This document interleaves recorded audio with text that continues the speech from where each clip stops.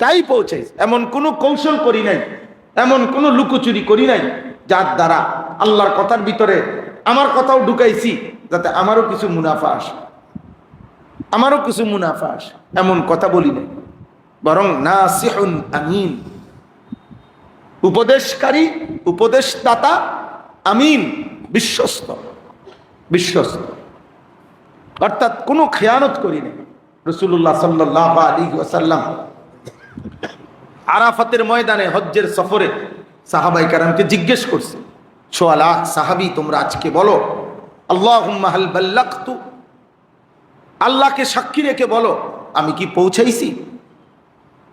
সাহাবায়ে কেরাম বলতেছিলেন না, হ্যাঁ, কাদ বাল্লাগতার রিসালা, আপনি আল্লাহর পক্ষ থেকে আপনার রিসালাতের দায়িত্ব পৌঁছিয়েছেন। ওয়া আদ্দাইতাল আমানা, আপনি আমানত, আপনার উপরে যে আমানত ছিল আপনি তা আদায় করেছেন। ওয়া নাসাহতাল উম্মাহ, আপনি উম্মতকে যথোপযুক্ত নসিহত করেছেন। ওয়া কাশাফতাল গুম্মাহ, আপনি সমস্ত কুফর শিরিকের নাফরমানির অন্ধকারকে ভেদ করে আলোকিত করে দিয়েছেন। ওয়া জাহাদতা ফি সাবিলি রাব্বিক, আপনি আপনার রবের রাস্তায় জিহাদও করেছেন, জিহাদ করেছেন। এইভাবে সাহাবায়ে কেরাম বলছেন। নবী সাল্লাল্লাহু আলাইহি ওয়াসাল্লাম বললেন আল্লাহুম্মা শাহাদ, আয় আল্লাহ আপনি সাক্ষী থাকেন, আপনার বান্দা সাক্ষী দিছে আমি আমার দায়িত্ব আদায় করছি। আল্লাহ তাআলা বলছে হ্যাঁ বন্ধু, সাক্ষী নয় ঘোষণাই দিলাম, আল ইয়াউমা আকমালতু লাকুম দীনাকুম, আজ আমি দিন পূর্ণ করে দিলাম, আজ আমি দিন পূর্ণ করে দিলাম। আর কোনো দিন আমি নতুন বিধান দেব না, আর কোনো দিন আমি নতুন শরীয়ত দেব না, আর কোনো দিন আমি নতুন কিতাব নাজিল করব না, পূর্ণ করে দিলাম। কিয়ামত পর্যন্তের জন্য যা বলা দরকার, মানবতার হেদায়েত, মানুষের কল্যাণ, মানুষের জিন্দেগির পরিবর্তন, ইসরাফিলের ফু পর্যন্ত সফলতার চাবিকাঠি আমি আল্লাহ চূড়ান্তভাবে সিল মেরে বলে দিলাম। আর বদলাবো না, আর বদলাবো না। পৃথিবী যত বদলাক, যুগ যত বদলাক, চাহিদা যত বদলাক, পরিবেশ যত বদলাক, পরিস্থিতি যত বদলাক, প্রেক্ষাপট যত বদলাক, খুব কঠিন হোক, খুব সহজ হোক, যে কোনো পরিস্থিতিতে আল্লাহ তাআলা বলেন ওয়ারাদিতু লাকুমুল ইসলামা দীনা, আমি ইসলামকেই একমাত্র দিন হিসাবে পছন্দ করে দিলাম।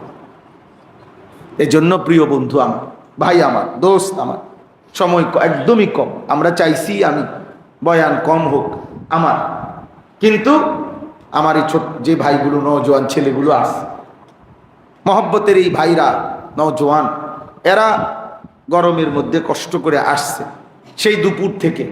আলহামদুলিল্লাহ আমার স্বপ্ন আছে, আমরা চাই যে ইনশাআল্লাহ আমরা 3 দিন ব্যাপী আমাদের পূর্ণাঙ্গ সিলেবাস আমাদের বানানো আছে।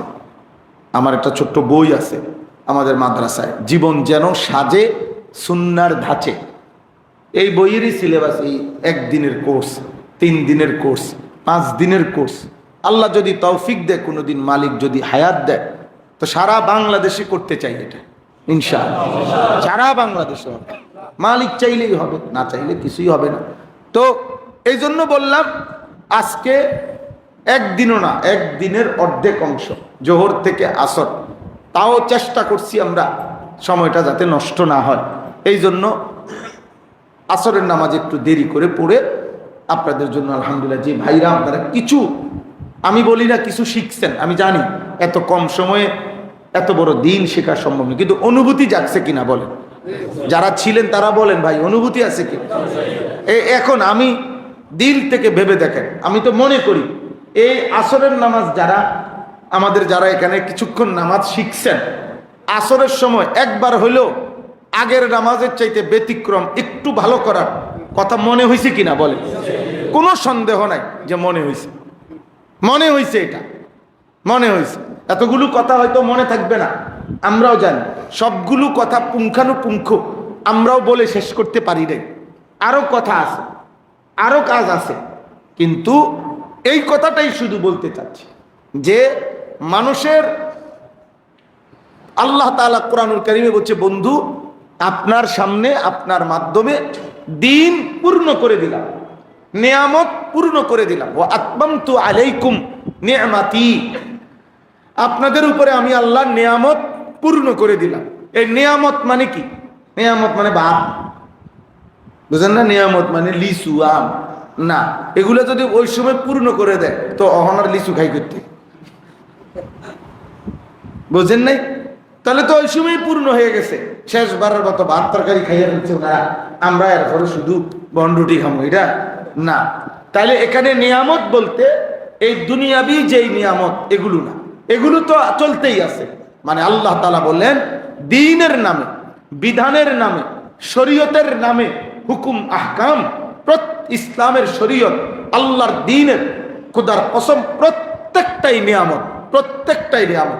নামাজ নিয়ামত, জিকির নিয়ামত, তেলাওয়াত নিয়ামত, রুকু নিয়ামত, সেজদা নিয়ামত, কোরআন নিয়ামত, আল্লাহর একটা একটা বিধান এটা নিয়ামত, আল্লাহ তাআলার একটা একটা হুকুম এটা নিয়ামত।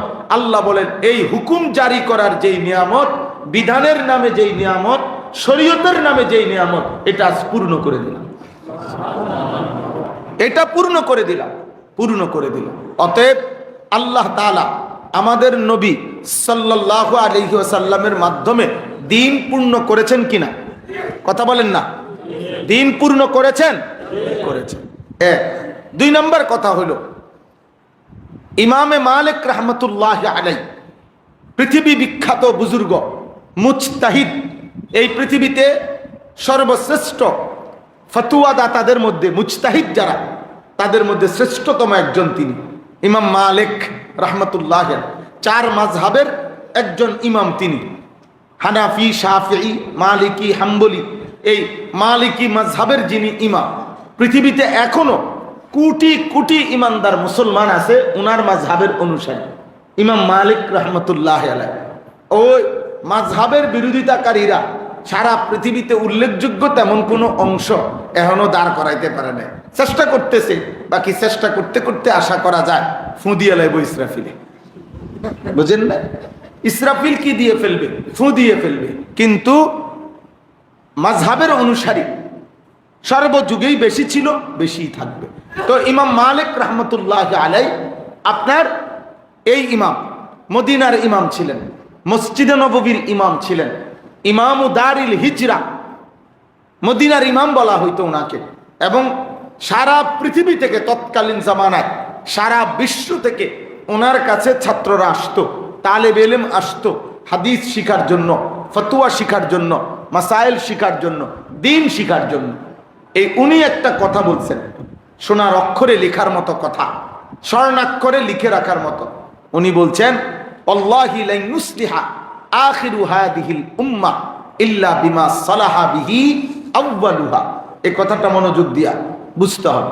তিনি বলেন আল্লাহর কসম, এই উম্মতে মুহাম্মদী, আমাদের নবী সাল্লাল্লাহু আলাইহি সাল্লামের উম্মতের কিয়ামত পর্যন্ত প্রত্যেক শেষ প্রজন্ম, প্রত্যেক শেষ জেনারেশন যখন যারা পৃথিবীতে আসে, ওই মানুষগুলো ওই জেনারেশনের সংস্কার, সংশোধন, ইসলাহ, পরিবর্তন হতে পারে না ওই পদ্ধতি ব্যতীত। প্রথম অংশ, এই উম্মতের প্রথম অংশ রাসূলুল্লাহ সাল্লাল্লাহু আলাইহি ওয়াসাল্লামের হাতে যেই পদ্ধতিতে পরিবর্তিত হয়েছে, সংশোধিত হয়েছে, উনি বলছেন আল্লাহর কসম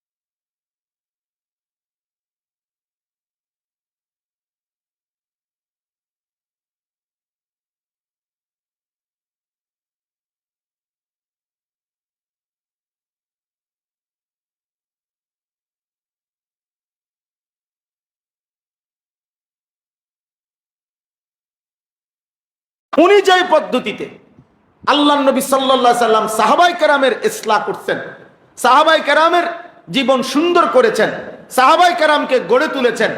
ইমাম মালিক রাহমাতুল্লাহি আলাইহি স্পষ্ট ভাষায় বলছেন, আজ যে আল্লাহর কসম, এটা ভিন্ন অন্য কোনো পদ্ধতি দ্বারা মানুষের পরিবর্তন কিয়ামত পর্যন্ত হবে না। এটাই পদ্ধতি, যেটা নববী পদ্ধতি। যেটা কি পদ্ধতি? নববী, যেটা আল্লাহ তাআলার কাছ থেকে নবীজি গ্রহণ করে তিনি সাহাবায়ে কেরামকে বদলাইছেন যেভাবে। আচ্ছা, দ্বিতীয় কথা শুনেন। হযরত ওমর রাদিয়াল্লাহু তাআলা আনহু, আমরা সবাই জানি ইসলামের দ্বিতীয় খলিফা, রাসূলুল্লাহ সাল্লাল্লাহু আলাইহি ওয়াসাল্লামের কলিজার টুকরা সাহাবী, ইসলামী খেলাফতের আধা পৃথিবীর আধা জাহানের বাদশাহী যিনি করছেন, তিনি হযরত ওমর রাদিয়াল্লাহু তাআলা আনহু সব সময় মাঝে মাঝেই ওনার সাহাবাদেরকে, ওনার সময়কালের ইমানদারদেরকে স্মরণ করাইতেন একটা কথা। ইমাম মালিক, হযরত ওমরের কথা এটা তিনি বলতেন মসজিদের মিম্বারে, অহরহ তিনি শুনাইতেন যে শোনো একটা কথা, মূলনীতি, ইন্না কুন্না আদাল্লা কওমিন, ইসলাম পূর্ব যুগে আমরা ছিলাম একটি নিকৃষ্ট দলিল, একটি নিকৃষ্ট জাতি, যাদের হেন অপরাধ নাই যা আমরা করতাম না, সেরকম ছিলাম। ফাআযানাল্লাহু তাআলা বিল ইসলাম, অতঃপর আল্লাহ তাআলা আমাদেরকে ইসলামের মাধ্যমে সম্মানিত করলেন। কিসের মাধ্যমে? হ্যাঁ, শুনতেছেন আপনারা? তখন ওমর রাদিয়াল্লাহু তাআলা আনহু বলতেন, ফামাহমা তালেবে ইলমরাও শোনা উচিত, ফামাহমা নাতলুবুল ইজ্জা বিগাইরিল ইসলাম আদাল্লানাল্লাহ।